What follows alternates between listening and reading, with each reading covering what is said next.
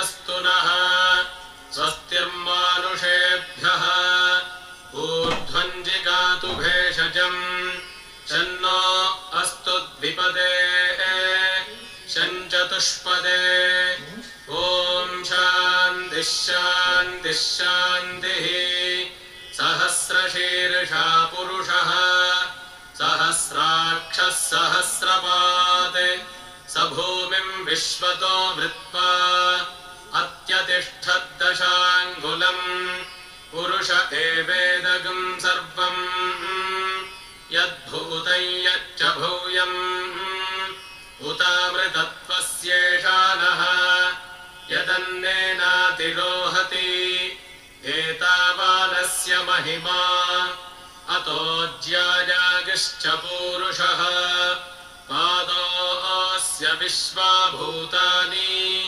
त्रिपादस्यामृतम् दिवि त्रिपादोर्ध्व उदैः पुरुषः पादोऽस्येह भवात् पुनः ततो विश्वम् व्यक्रामत् शासनानशने अभि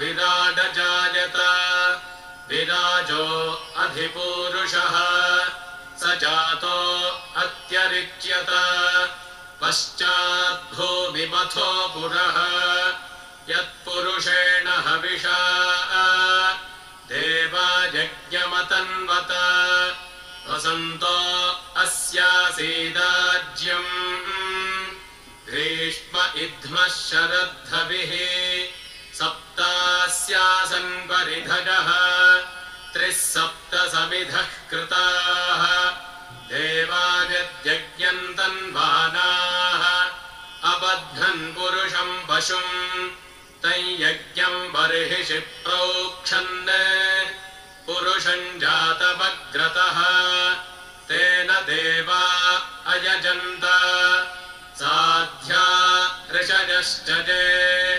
तस्माद्यज्ञात् सर्वहुतः सम्भृतम् वृषदाज्यम् पशोगस्तागिश्चक्रे वायम्यान् आरण्यान् ग्राम्याश्चजे तस्माद्यज्ञात् सर्वहुतः ऋचः सामानि जज्ञिरे छन्दागुंसि जज्ञिरे तस्मात् यजुस्तस्मादजायत तस्मादश्वा अजायन्त ये केचोभजादतः गावोह जज्ञिरे तस्मात् तस्माज्जाता अजावजः यत्पुरुषम् व्यदधुः कतिधा व्यकल्पयन् मुखम् किमस्य कौ बाहू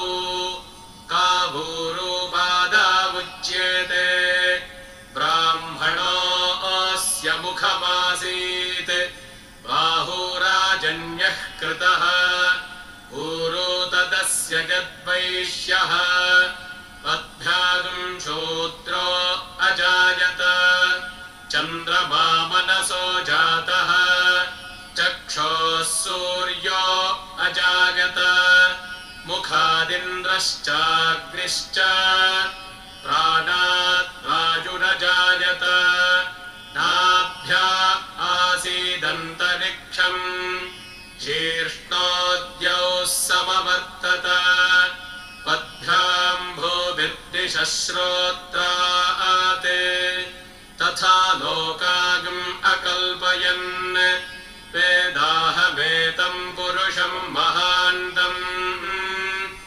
आदित्यवर्णम् तमसस्तु पारे सर्वाणि रूपाणि विचित्य धीरः नामानि कृत्वाभिवदन् यदास्ते धाता पुरस्ताद्यमुदा जहार चक्रः प्रविद्वान् प्रदिशश्च तस्रः तमेवम् विद्वानमृत इह भवति नान्यः पन्था अजनाय विद्यते यज्ञेन यज्ञमजन्त देवाः तानि धर्माणि प्रथमान्यासन्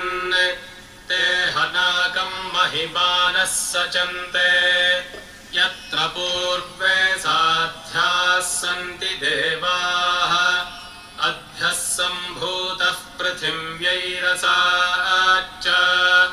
विश्वकर्मणः समवर्तताधि तस्य त्वष्टा विदधद्रूपमेति तत्पुरुषस्य विश्वमाजानमग्रे वेदाहमेतम् पुरुषम् महान्तम् आदित्यवर्णम् तमसः परस्तात् तमेवम् विद्वानमृत इह भवति नान्यः पन्था विद्यते जनाय प्रजापतिश्चरति गर्भे अन्तः अजायमानो बहुधा विजायते तस्य धीराः परिजानन्ति योनिम् मरीचीनाम् पतमिच्छन्ति वेधसः यो देवेभ्य आतपति यो देवानाम् पुरोहितः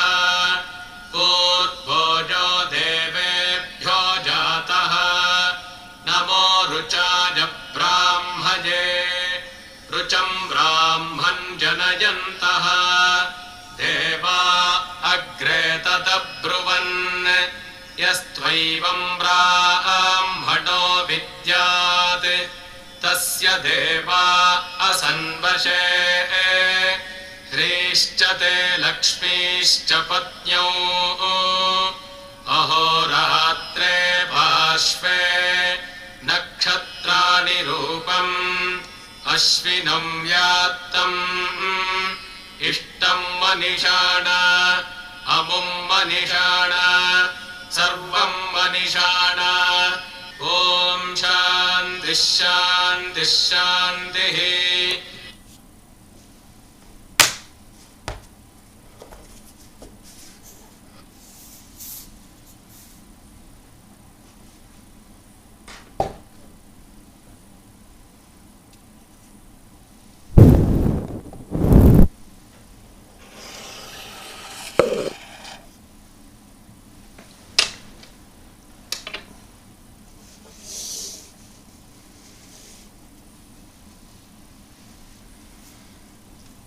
ॐ सहना भवतु सहनौ भुनक्तु सह वीर्यङ्करवावहै तेजस्विनावधीतमस्तु मा विद्विषावहै ॐ शान्ति शान्ति शान्तिः.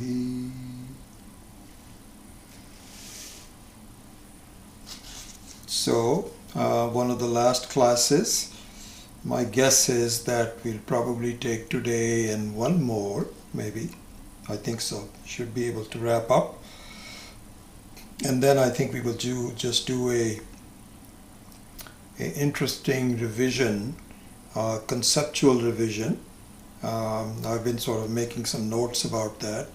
So not sure how many classes it would take, but not too many. I would probably think maybe 3 or 4 at the very most, but it would cover the entire Purusha Suktam that we have learnt in a conceptual way, and I think it will be very rewarding for us to go through that in that manner, so that it's all the details are not covered, but just the main concepts that kind of strings together all of the basic ideas that we went. So that's the plan.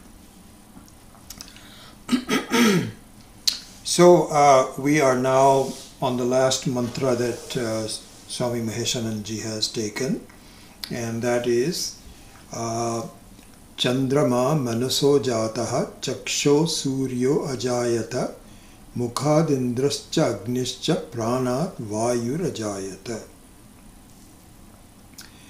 And so this is another method. All of these are really methods for us to gain an identity with what is our goal in life. So our goal in life sometimes is not very clear to us. I think I was going to cover that later on, but since I'm touching on that, I might as well just do that here. So one of the things that we studied quite early on in the Purusha Suktam is that we are born from Ishvara. And anything that is born from something and therefore gets separated in a way is unhappy is unhappy because of that separation and will not find a complete satisfaction until it goes back to the very source of it.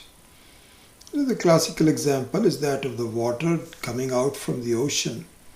And the rivers, for example, can be blocked by a dam or something. But as soon as the temporary block is over, the water rushes back towards the source that it came from. And one of the students, Sam Dillon from Texas, recently from Houston, was talking about, I think, Drik Drishya Viveka and some of the meditations that we were doing. And he was saying that in his understanding of the meditation and what we have been talking about, bringing God into the picture is very useful, very important. Not just useful, but very important. That you are now merging with God. And so in that manner, Vedanta also points out a beautiful illustration about the river going back to the ocean. And if you have seen any of the rivers, I remember when my father was working in Calcutta, he took us to the place where Ganga actually meets the ocean, the Bay of Bengal. And it is a beautiful sight because up until few miles from the shore, it's a river still rushing past some obstacles, whatever it is, and the height, the gravitational force rushes it. But as it comes close to the ocean, it becomes very serene, quiet.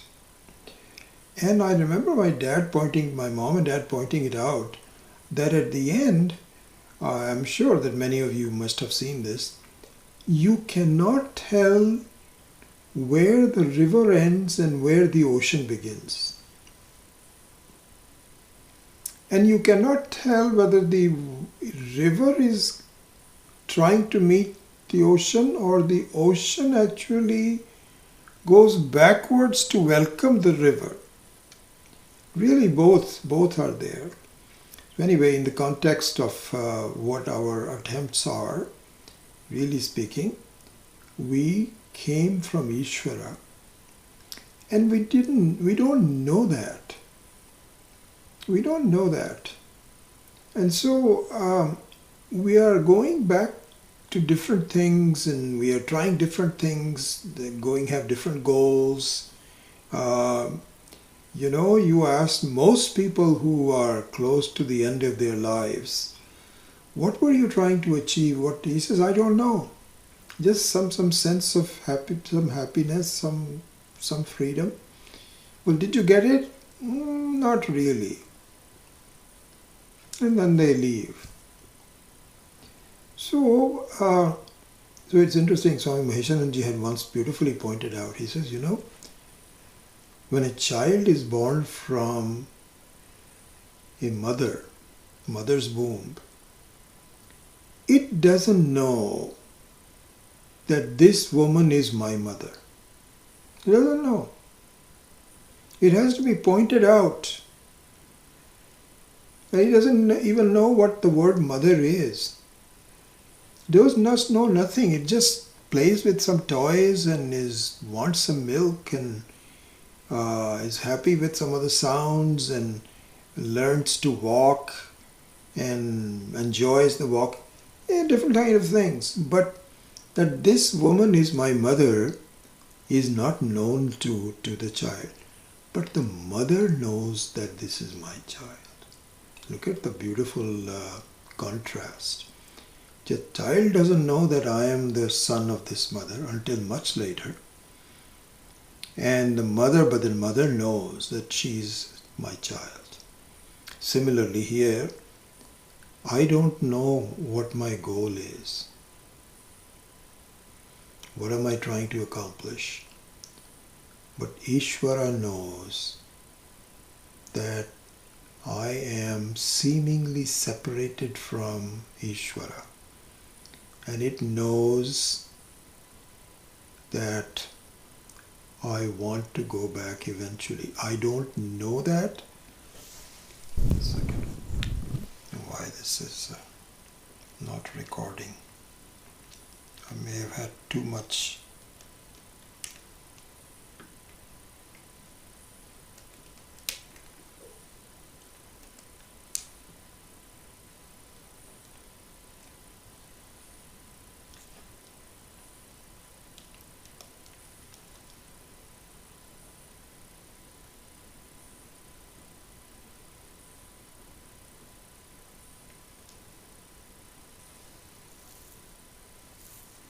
I don't know why the recording stopped.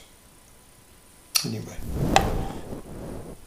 this used to be very important, the audio, but since we have the video, that only serves as a backup, so it's not that critical anymore.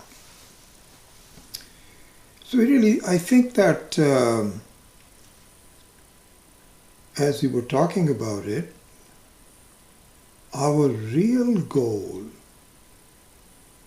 is to merge back with Ishvara where I came from. This is the law of creation, any creation. Anytime there is a separation from the source, the portion that is separated is not happy, cannot be happy. And really the acquisition of Ishvara means that I acquire the qualities of Ishvara, which is complete freedom, lack of unnecessary desires, and self-satisfaction, freedom. So that is the goal, and the Purusha Suktam tells us how best to accelerate my return to Ishvara. I mean, as we saw last time, this beautiful verse, Nahi jnanena sadrisham pavitram iha vidyate. So we are all trying to improve and to gain better understanding of how to be happy. We are all doing it. No, nothing special about Vedanta. But I think what Vedanta does is to structure the journey a little bit better, a lot better. Instead of wandering around and going back in circles and coming back to the same point again and getting frustrated and all of those kinds of things, it's not easy, but it says this is what you need to do. So these are the lessons that we have to learn, and the Purusha Suktam is a very beautiful lesson which is given by Ishvara himself. Just like in the Bhagavad Gita, Krishna itself tells Arjuna, Arjuna, I have your welfare in my heart, and if I were you, this is what I would do. Please trust me. So here also, the methods of searching for Ishvara are given very, very nicely in different ways. So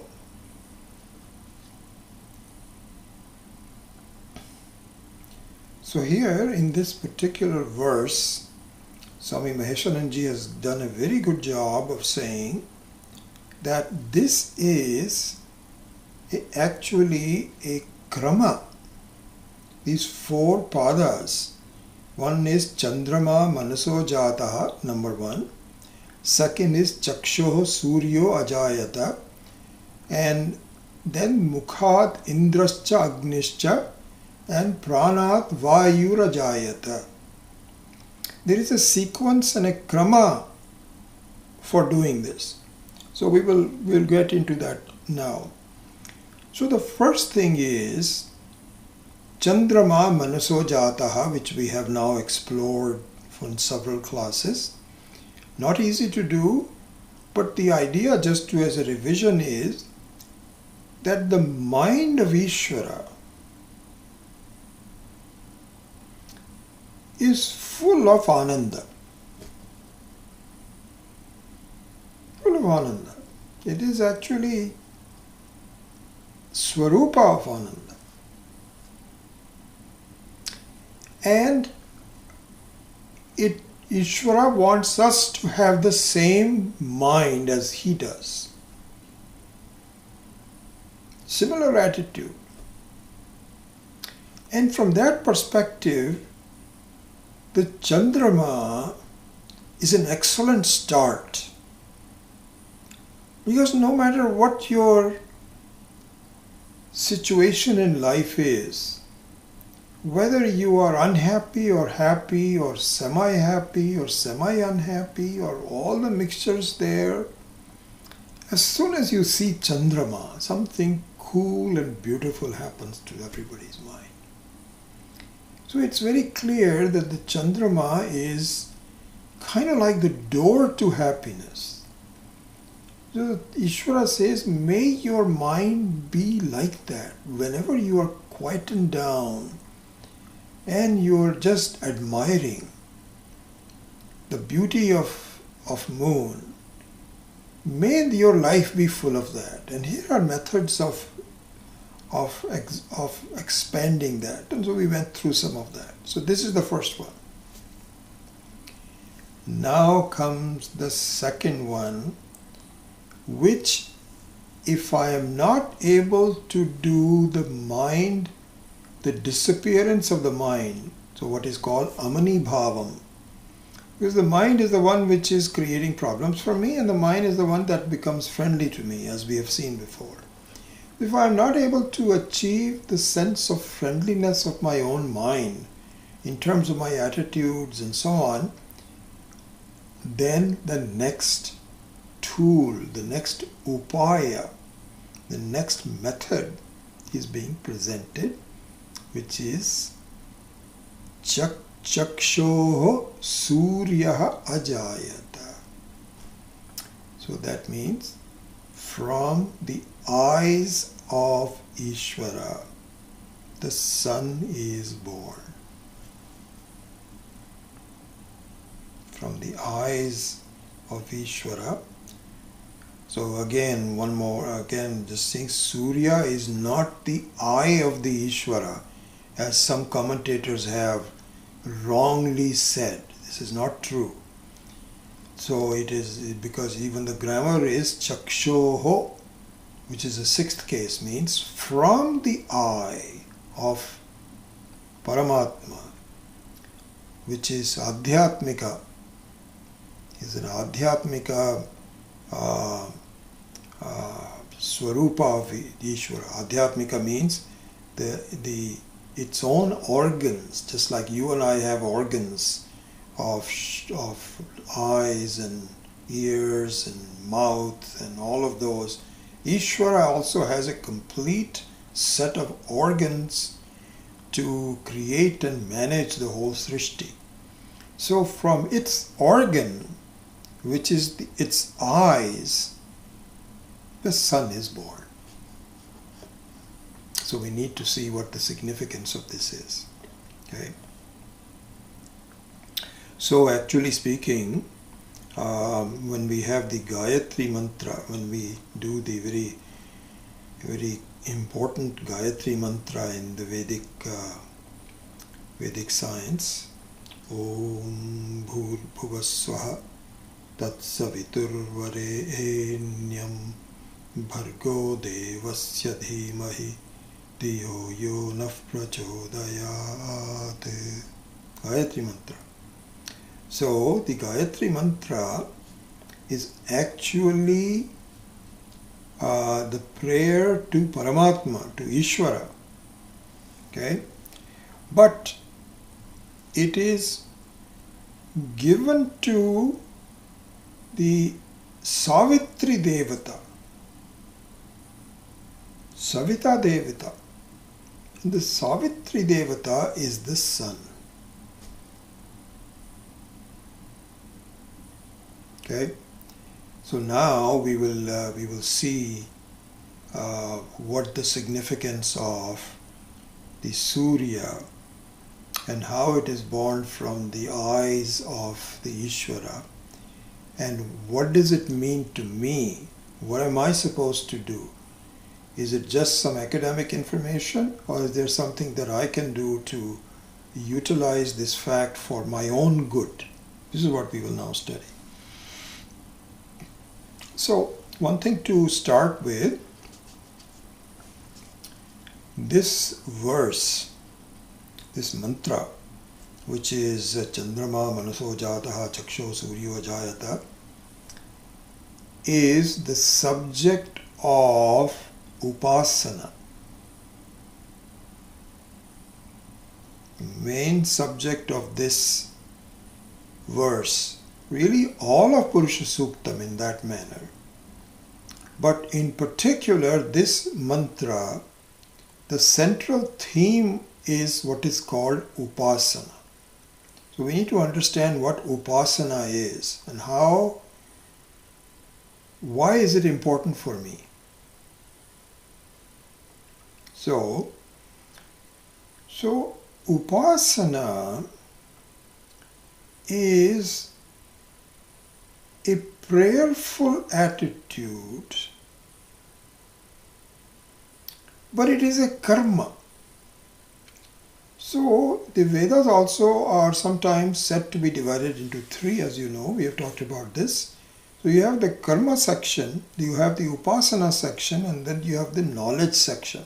Karma kanda, upasana kanda, and jnana kanda. So the upasana is kind of a bridge between karma and jnana.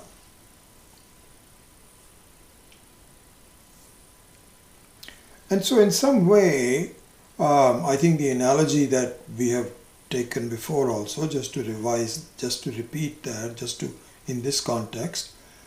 So if you were to see the process of swimming, then there is some action that you have to do in terms of classroom. You know, like for example, the teacher might start you to say, I'm going to teach you treading in the water, breaststroke, and backstroke, etc.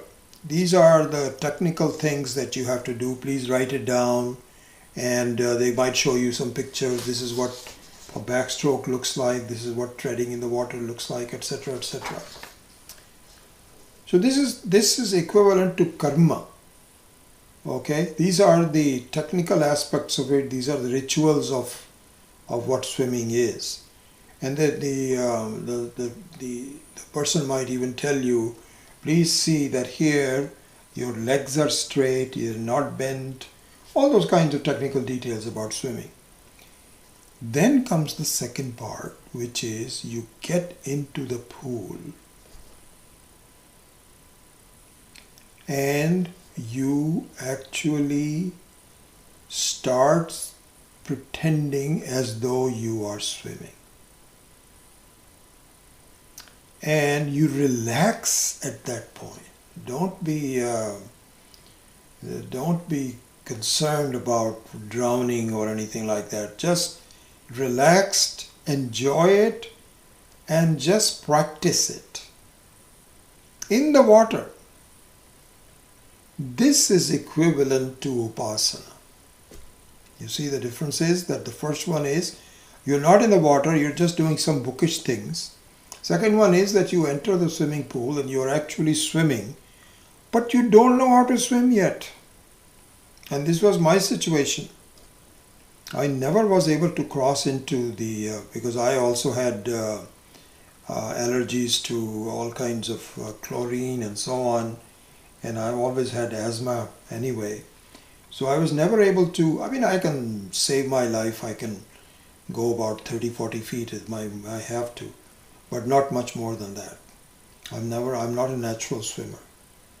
So the next one is you keep doing upasana religiously for a while. You keep doing the actual swimming, and then pretty soon you get it. When you get it, means that you are not trying to swim, you just swim. That is equivalent to jnanam. So now going back to it, the value of the upasana is between karma and jnanam. And the real value of upasana is to have a bhavana, a bhava. So the upasana's main ingredient is bhavana. Bhavana means a feeling, an appreciation, love. This is what is called bhavana. And so the bhavana comes a little bit later than karma. Even those of you that have had children will know that when the child is first pulled out of the womb of the mother, it's not a very pleasant sight because it's gotten all twisted and it's all got blood all over the place and so on. So even though you look at it kindly, there is no love that comes up. It takes a while for the love to develop. And the same thing is true in our arranged marriage system in India. So when the husband and wife are kind of thrown together, there is an appreciation. You look at the other person with some keenness and so on, but the love is not there yet. So that bhavana, the love, takes a little while. And then you start to appreciate the qualities of the person, how important that person is, how lovingly that person is. Then the bhavana comes in. So again, another example. So you might say that the bhavana is the epicenter of upasana. This becomes a very important thing because if you look at simply something with your eyes. Okay, in fact, let's look at it this way. This may be a little disjointed. There's a lot of things that I need to include in it. So take a look at the contrast between a camera and the eye. So the camera is an inert instrument, jada. It's a jada vastu. And it can be a very sharp camera, even sharper than your eye. Sharper in the sense that it has the ability to take close-ups. Unlike you and I that have to actually go close up, the camera just by sitting there, by changing the aperture, can take wide angle or it can take some close-ups, it can sharpen itself, you can take portrait, you can do all kinds of very sharp thing. Very intelligent, very sophisticated. By sharpness I mean sophisticated. It's a sophisticated instrument. But being a jadavastu, it has no bhavana. So you just click it and it takes a picture as it sees of a person. Now suppose the person it clicks is your mom So the camera doesn't know that this is your mom. It takes a picture of the mom, just like you are looking at the. So your view of your mom and the camera's view of your mom are exactly the same, but they are not the same. Why? Because when you look at your mom, you have some bhavana. The camera has no bhavana.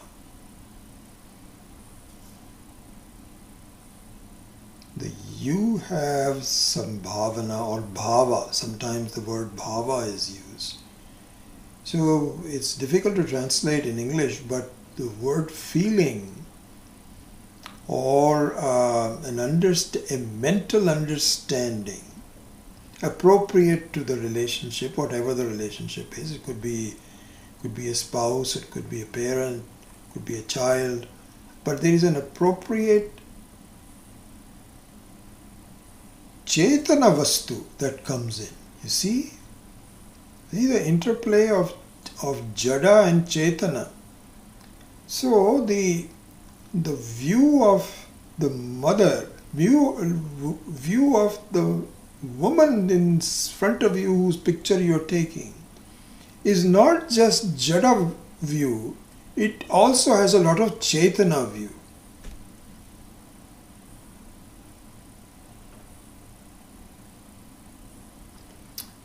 So therefore, one can now say that the sun is born from the eyes of Ishvara. Is born from the eyes of the Ishvara.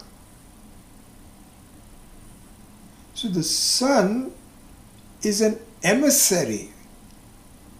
It's a product. Even product is too sterile a word to use. Emissary is a better word.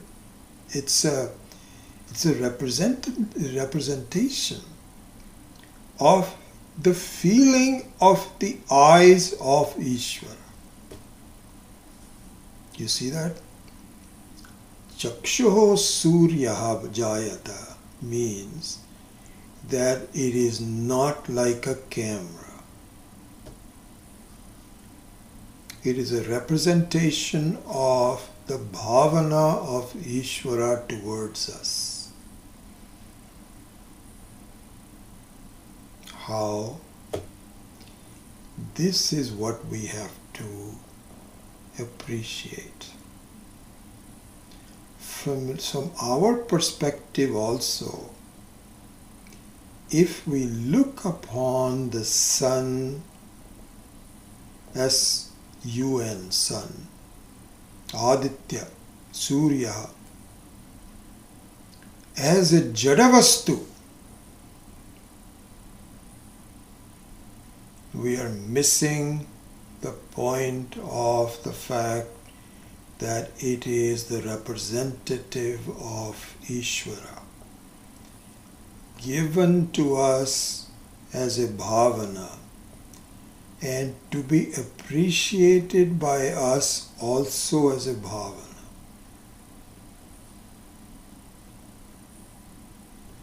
Swami Mahesaji laments the fact that in the Kali Yuga that we are all born, it's not our fault. It is the time that we are born. Everything is made into Jadavastu. Our way of looking at the sun, our way of looking at the entire Prakriti, Prakriti means the nature, the creation of Ishvara as a nature. The word Prakriti is a very interesting one. So it comes from a prefix pra, and then the second one is kriti. So prakriti, prakarshena kriti. Prakarshena means extremely well done. Kriti, what is well done? Kriti. Kriti means a offering, a creation. It's just like, for example, in music, often the musician will say, this is my Kriti. I mean, the raga that the person is singing, the way he or she is singing, is called a Kriti. Similarly, a painting is called a Kriti. So any kind of a creation, any art, any science is called a Kriti. And so the entire nature is not just a Kriti, it is Prakriti. Prakarshena Kriti. Amazing creation. This is done with the bhavana of Ishvara. So you take the sun, for example, out of all the things. How carefully this been constructed, because the sun is the source of our lives.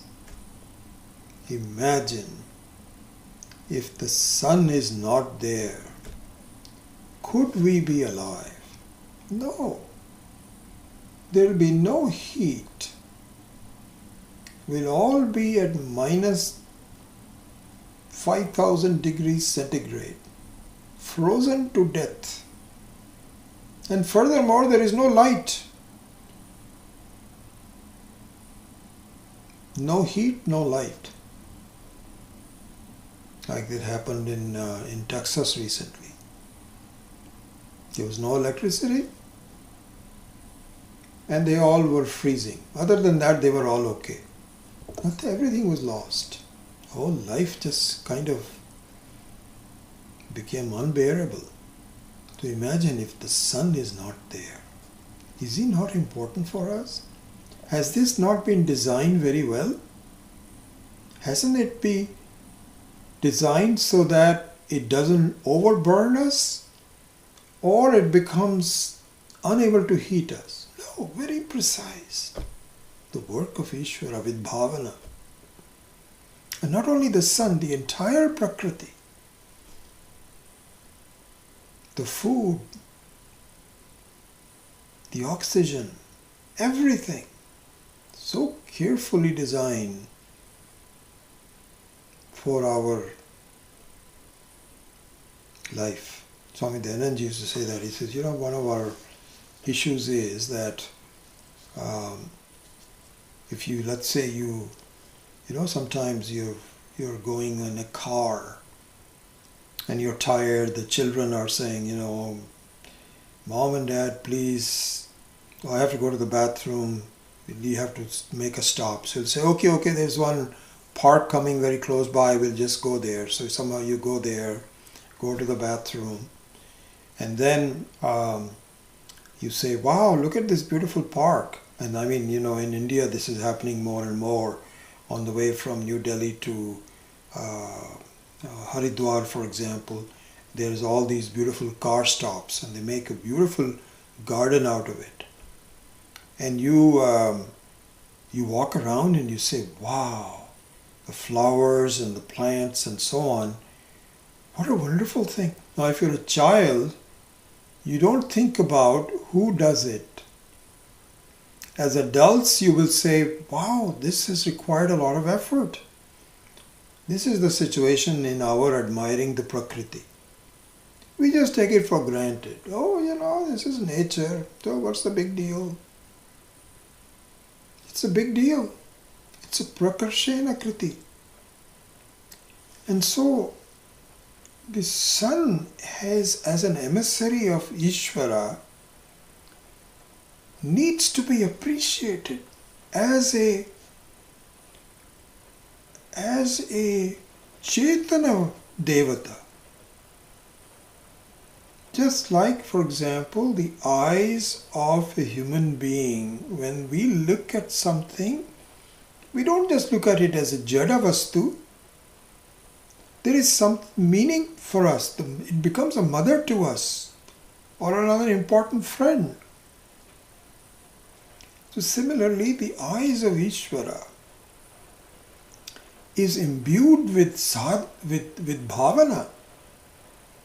Why? Because it knows that I am separated from Ishvara and it wants to help me get back to itself. And the way to do that is to feel the presence of Ishvara, to see that the entire thing is nothing but the handiwork of Ishvara. And that requires upasana.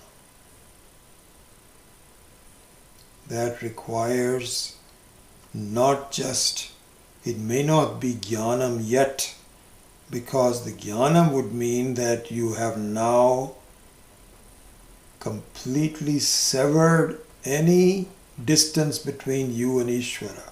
And that will happen.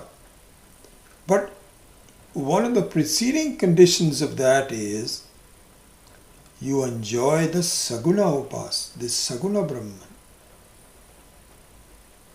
And nothing is outside of Ishvara's appreciation. And so what we should do is understand that the sun is a creation of Ishvara specifically for our good. And we should develop a bhavana, a counter equivalent bhavana for the sun, as the sun has the bhavana for us through the work of Ishvara. And in fact, for this reason, the very important prayers in the Vedic system called Sandhya Vandanam. So I don't know if any of you, I was never really privy to Sandhya Vandanam when I was growing up, but only now I'm learning about it. And it's very possible that many of you, especially from the southern part of India, may be familiar with Sandhya Vandanam. So the Sandhya Vandanam is a set of prayers which is done at sunrise and at sunset. And Swami Maheshananji says that the right time to start the Sandhya Vandanam is when stars are still visible in the sky. So that means around 4 o'clock, depending on the seasons. But very early on, you should be sitting there having taken a bath or a shower and purifying yourself, brushed your teeth and all that, and then you are ready to do Sandhya Vandanam. The Sandhya Vandanam means you are waiting for the sun to arise. And the sun is an emissary of Ishvara. So you look upon the Aditya Devata, Savita Devata, as the representation of Ishvara, fully cognizant of what it means to you, how important it is. And also, it is said that the rising sun is now soft enough to be looked at. So later on, you cannot even go close to looking at it. It just will sear your eyes. But the rising sun is very beautiful, very soft, very subtle. So you do the prayers on the Sandhya Vandanam in the morning. Then in the evening, you watch the sun disappear in the horizon, and your prayer go up to until when the stars come out. This is the technically correct Sandhya Vandanam. In our Kali Yuga and in the kind of life that we lead, it will be very difficult to do that. But what should be done, what can be done, is, if possible, get up before the sun arises. Because the sun has appeared as a guest in your creation, ready to bless you. And you are still asleep. Very much like you ask some important guest to come at 8 o'clock in the morning, and the door rings and someone answers and says, where is this host? And you say, oh, I don't know, I think he's still asleep. How would the guest feel? It's very important in the morning, if possible, to get up before the sun arises. Number one. Number two, you may not do Sandhya Vandanam, but at least do a few Gayatri mantras, repetitions. I made a promise to myself long time ago that I will, as soon as I see the sun, I will chant the Gayatri mantra 3 times. And when I am taking a shower, I also chant the Gayatri mantra throughout the shower. This is what I've been doing for 40-50 years. I don't do that on the sunset, but just on the sunrise. But what it does for me really is, and this is what is being recommended, that you view the sun in a more deeper meaning than just a ball of fire. Same thing with the Chandrama.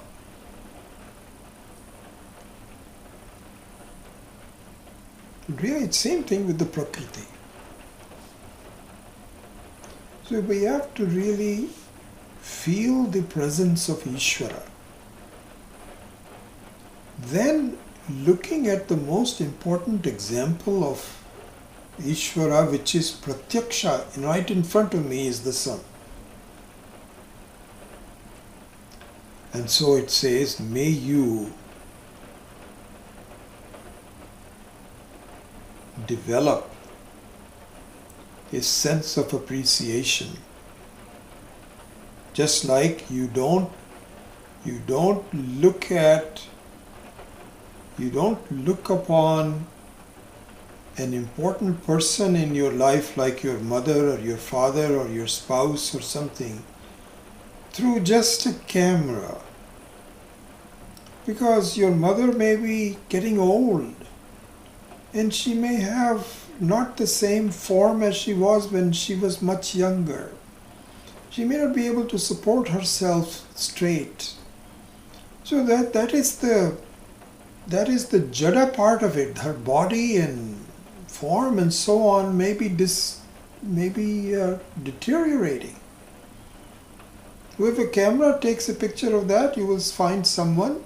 This is funny. Every time we talk to each other, we just the other day we were talking about our some grandkids. How tall are you? How tall, and this, that, or the other.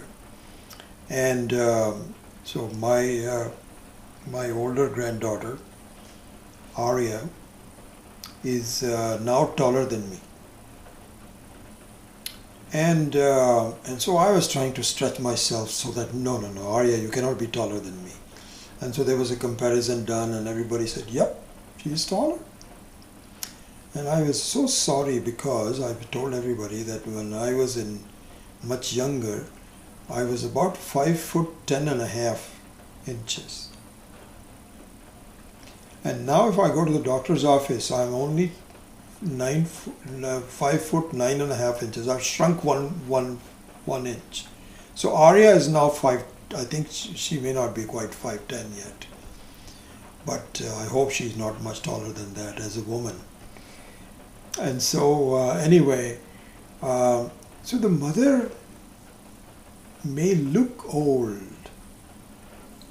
but you don't have an old mother look when you look at her. You of course look at her body, but you still have a bhavana which transcends any kind of a physical form that you see in front of you. So this is the same thing with the upasana of Ishvara. And upasana for really everything else. So what it really means is that for us Vedantins, all of a sudden we talk about Ishvara and Jnanam and Jivan Mukti and all of these tall things and so on. It's not going to happen overnight. Certainly it's not going to happen unless we grow a bhavana for the presence of Ishvara in our life. This is the true meaning of Chakshoho Surya Ajayata. So in summary, you can say that in summary.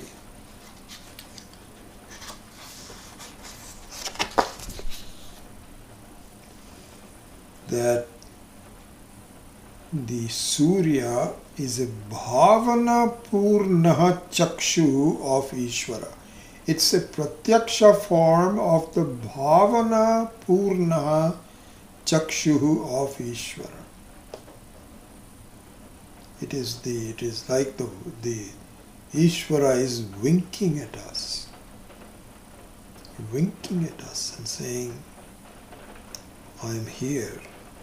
I am here in the sun. I am cognizant of who you are, what you need to live. And here is my presence to help you lead your life in a healthy and in a very constructive direction. This is the meaning of the sun. And so, if we want to really have visions of Advaita, then it's not a sudden jump from Dvaita to Advaita. The whole softness of the whole creation, the presence of Ishvara in various forms, the importance of help, the importance of Prakriti, all of that I have to learn. And slowly, so this is what I'm saying, that I think a good way to look upon is that the upasana forms the bridge between karma and jnana. And I also didn't quite understand that when I was studying in the beginning. But slowly I have accumulated insights here and there and so on. And now it's becoming important for me to see this. So this is the meaning of Chakshoho Suryoho Ajayata. Let me see if there are some things that I want to revise before I go to the next part of this.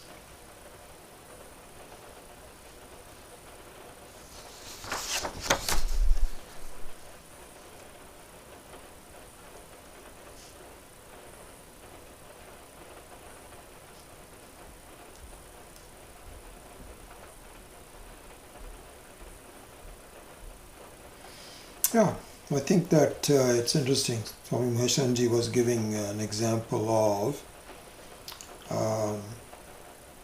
and was very critical in this example of the first Prime Minister of India, Pandit Jawaharlal Nehru.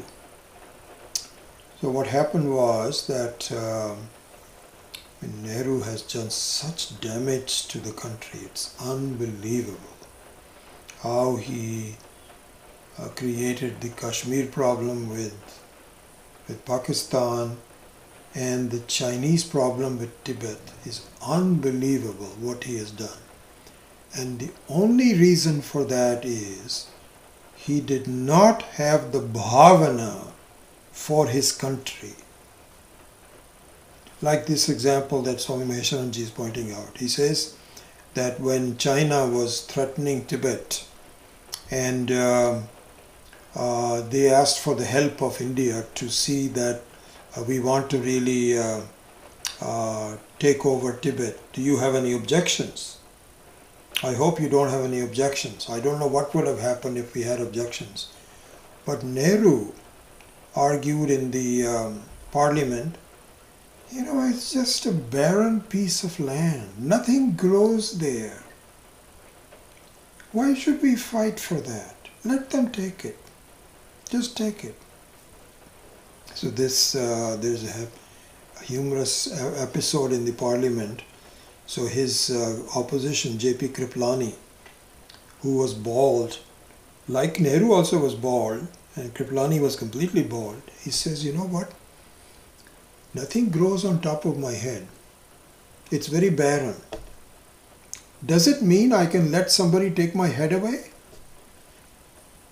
How can you look upon Tibet as just a barren piece of land?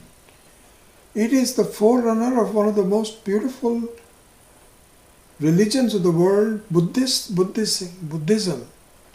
And it is a very sacred land. You cannot let it go. And Nehru said, no. Same thing with Kashmir. So when you have a Jada Buddhi, what is called a Jada Buddhi means that it's just a piece of land. What is the big thing about it? You become a loser in your life. You have to really look upon everything with some bhavana. He didn't have it. He didn't have the Vedic culture. Destroyed the country. It's taken a long time for somebody like Modi to be born, to really revive the Vedic culture of India. Anyway, so much time has been lost. So Swami Vishanji says that it's not just the sun or the. He says that these days the whole idea is devoid of bhavana, and it becomes more like a jada thing. So you don't have any value for friendship, for morality, because all of that requires a lot of Chaitana Vastu. It is all Jada Vastu that you are doing it. You view things like a camera, not with the eye, because the viewing of the eye requires a lot of mind, a lot of bhavana along with it.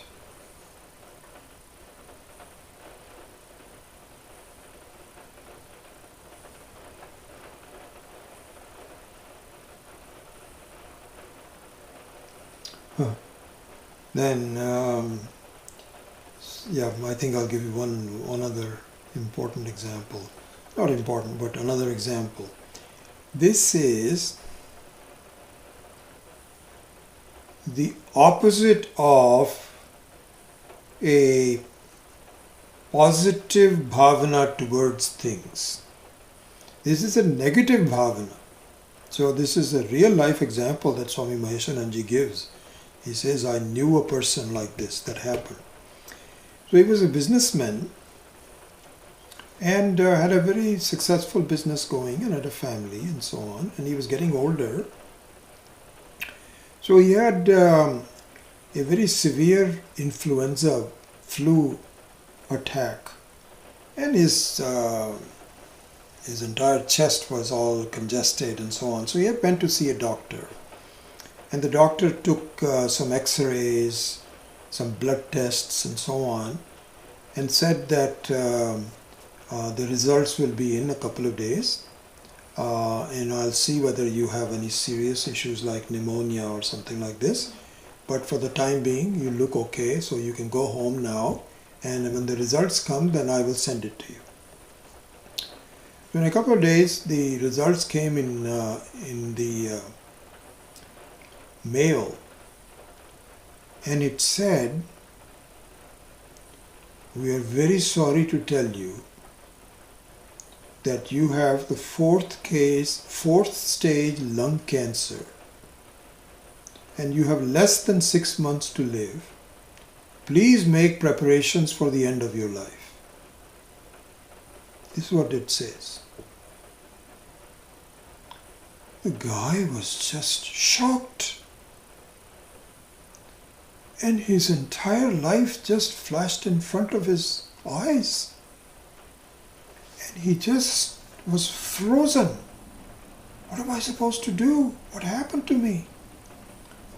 And his wife all said, what happened? So he says, look at this. She also started crying. And immediately he starts saying, where are my papers? I better draw my papers and so on and so forth. And then his wife said, but dinner is ready. He says, I don't feel hungry at all. I don't want to eat anything. You should respect my feelings. So he went into depression, started talking to lawyers, and he talked to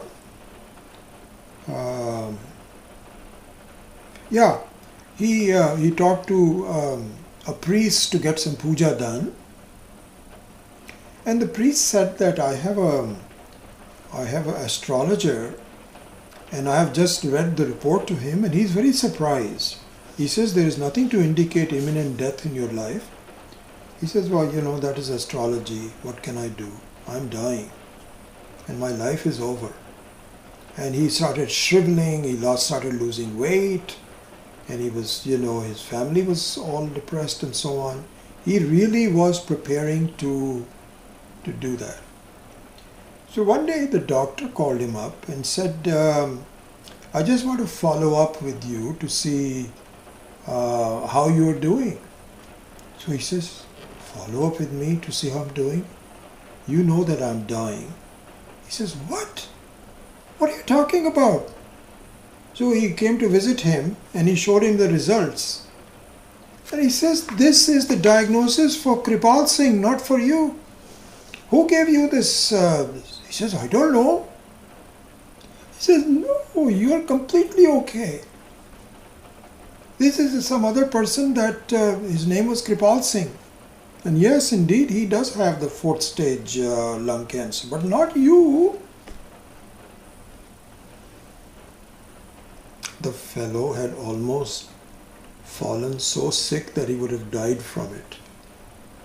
This is because he has a bhavana for illness. There is no real illness, but there is a bhavana for illness, and it just takes him. It's a negative form of the illness. Negative form of bhavana. So right attitude and the right way of looking at things, the right appreciation for the beauty or for the power of things is a very important part of it. We have to really learn how to do that. And so this negative example was also interesting.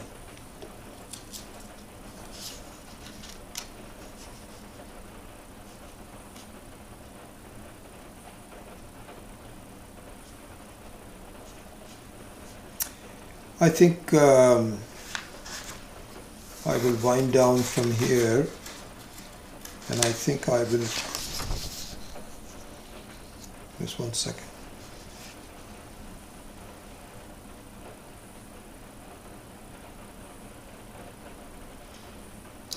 A few more minutes, let me continue on with one more thing that I should cover, which is that it should be appreciated that in the case of Chakshoho Surya Ajayata, from the Bhavana Purvaka Chakshu of Ishvara, Surya Ajayata.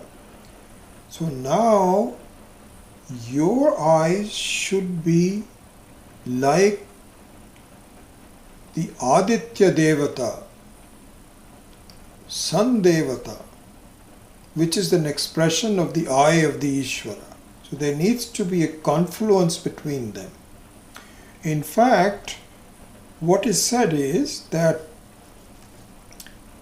the Devata means Deva. Deva means the effulgent one, There is only one effulgence. There is not multiple effulgences. There is only one effulgence, which is the Ishvara. So Ishvara is the Devata, is a Deva. It comes from the word Div, means it is effulgent. It is Chaitana. It's only one Chaitana. It's not multiple Chaitanas. You and we have the same Chaitana. Ishvara has the same Chaitana. So what is said is that there is a single Devata who is in your eyes and is also in the Aditya, in the sun. Same Devata. So the example given here is that there is a same person who one day is the president of a country, and on another time he's just an ordinary citizen with no powers whatsoever. Like Obama. At one time Obama was a very powerful person, and now he's just a citizen. He can do some speeches, a few speeches here and there, but nothing much. Same person. And so what happens is that the same Devata as the Aditya is a very powerful Devata.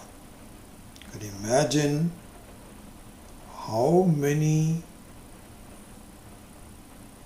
things and how many places, how many people the sun is lighting up. Such a powerful eye, and it's lighting up everything. And then the same Devata is lighting up your and my eyes. It's like, as a president, he has a different role to play. And as a Jiva, he has a slightly different role to play. That's it. Two different roles. The same Devata.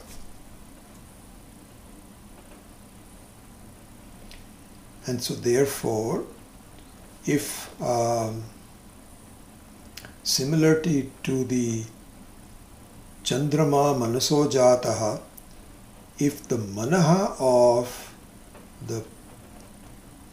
the person can become like the Chandrama, which is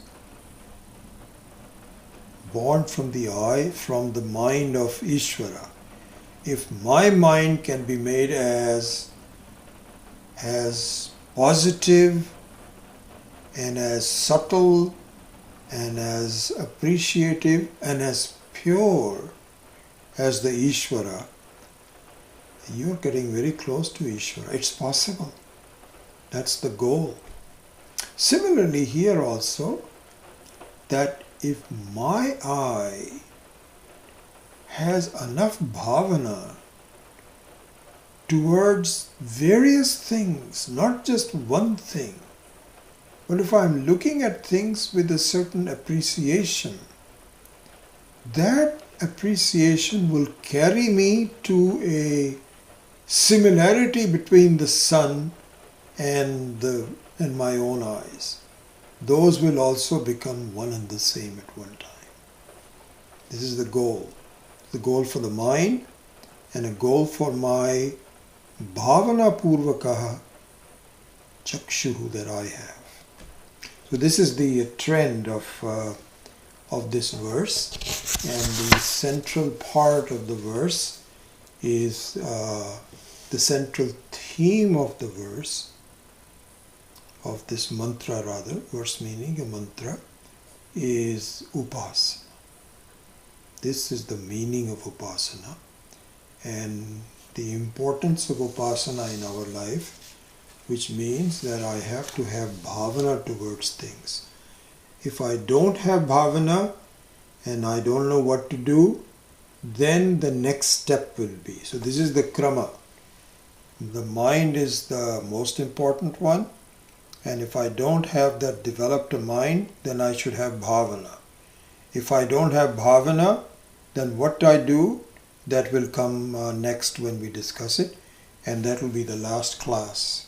I will make sure that it is the last class, next one, and then after that we will do a revision of Purusha Suktam, and so that's how it will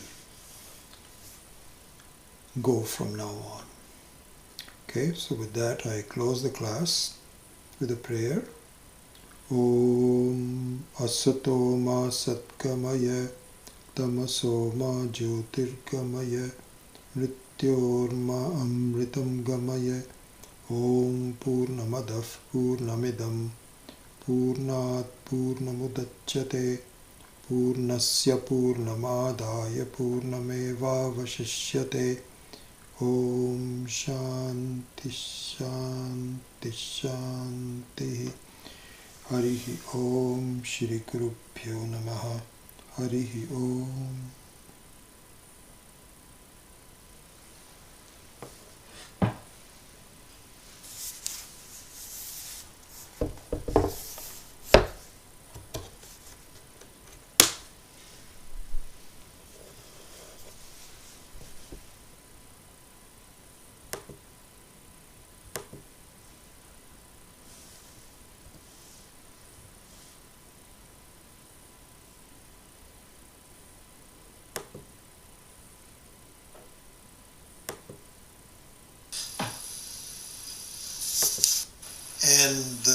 And my own eyes, those will also become one and the same at one time. This is the goal for the mind, and a goal for my bhavana purvakaha chakshu that I have. So this is the trend of this verse.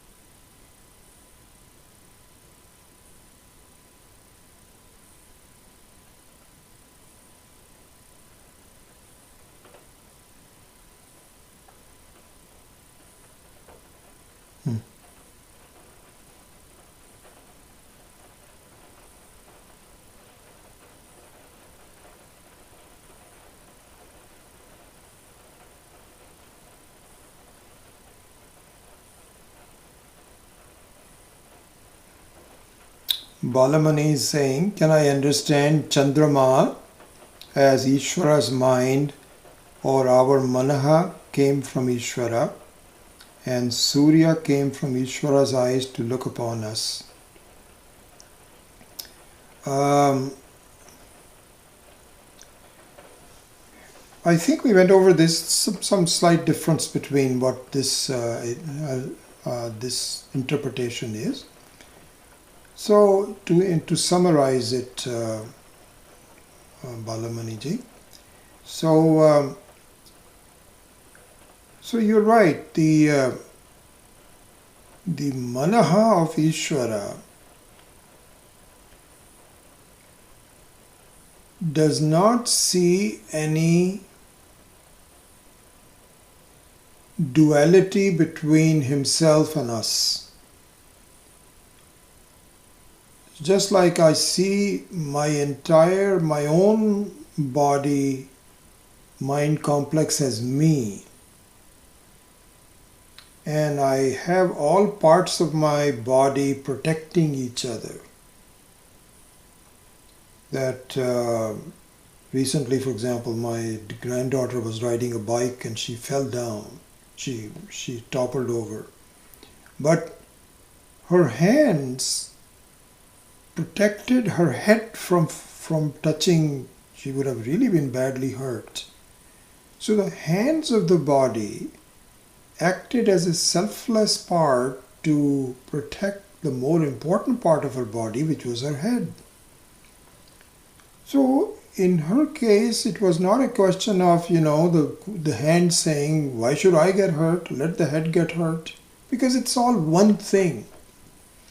So in Ishvara's mind also, there is only one thing. It's not two separate things. When we have that kind of a mind, which is possible to develop, then there is commonality between the Ishvara's mind and my mind.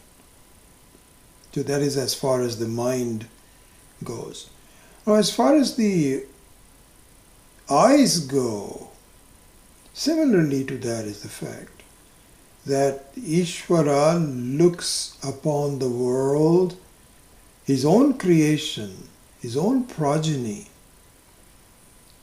as someone who seemingly is separated from him, and he wants to help you get back to him.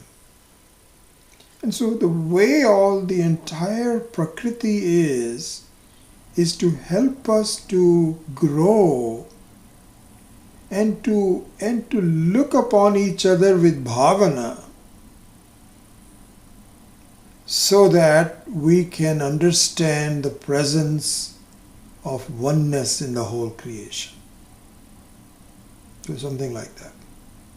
So those two are really, both are similar in their way, but one is purely the mind's creation, and the other one is the sense organ of seeing, but seeing it with bhavana.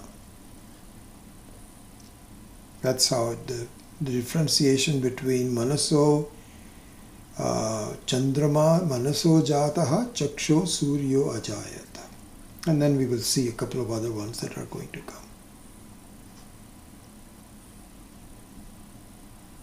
come. Arvid Taylor says, I took one friend to the 17-mile drive and he started writing poems. Another friend got bored and he said, let us go home. Yeah, you are absolutely right. Wonderful. Hello Sam, good to see you in this class.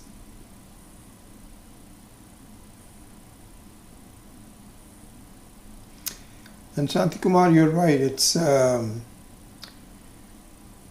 and I find that, just as a personal example of this, when I get up in the morning and I see the sun, my whole day is different if from the very beginning I bring Ishvara into my life.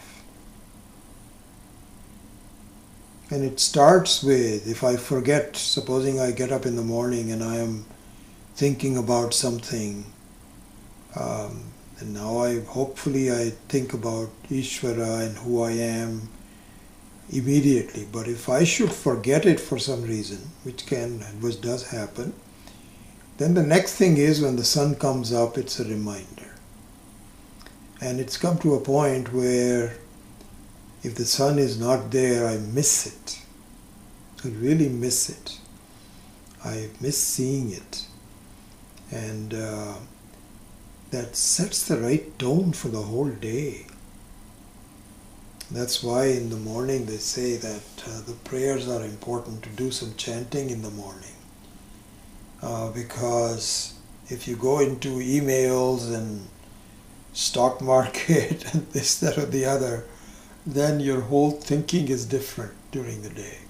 But at least if you establish a foundation of the day, which is spiritual, then it is easier for you to stay that way for the rest of the day. And I found that's very, very helpful to me. And so I make it a point to do Gayatri Mantra 3 times, just 3 times for the morning when I see the sun. So it's personally very helpful to me.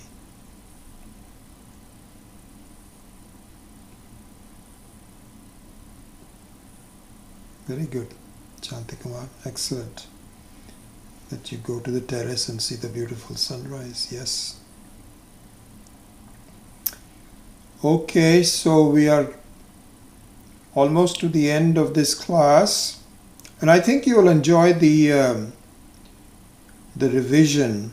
I was just writing down some key notes that I will go over, and I think when you see it all strung together like beads, all hanging together, I think you will see that there is an overall sense of the Purusha Suktam, which you have already known about, but to revise it in a very concise form would be useful for us. So I think you'll enjoy the revision, which we will do most certainly starting 2 weeks from today. Okay, all right. So with that, I close the class. Thank you. We'll see you next week, hopefully. Om.